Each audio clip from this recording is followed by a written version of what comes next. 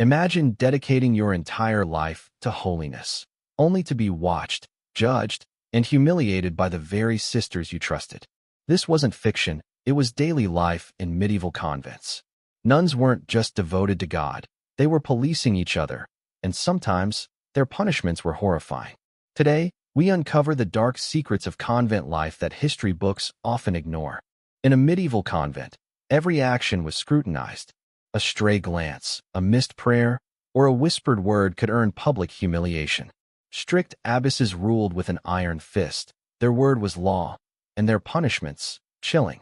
Nuns monitored each other constantly, reporting even minor infractions.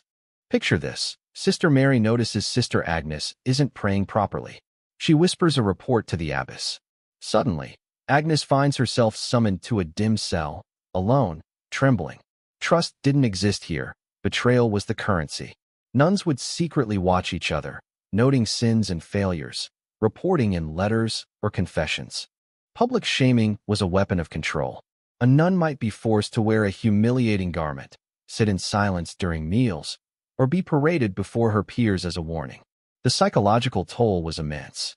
Some nuns were locked in cells for days, only for minor mistakes, as their peers watched silently, fear keeping everyone in line.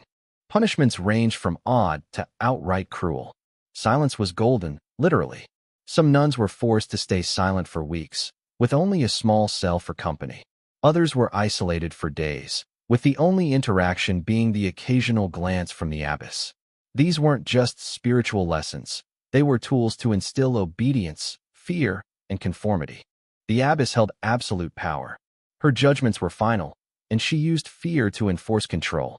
Nuns often turned on each other, driven by the system itself. What might seem like pious devotion was often a twisted hierarchy of manipulation, surveillance, and internalized fear, a system designed to crush individuality. Imagine the loneliness and despair. You gave your life to faith, yet every mistake, every human slip, could be weaponized against you. And your sisters, who should have been allies, were your spies, judges, and enforcers. This story isn't just history. It's a haunting reminder of how power and fear can corrupt even the holiest places. The medieval convent promised salvation, but many nuns found oppression instead. They lived under constant scrutiny, fear, and psychological torment. The lesson? Even places meant for peace can harbor darkness. And history's untold stories remind us of the fragility of trust, community, and humanity.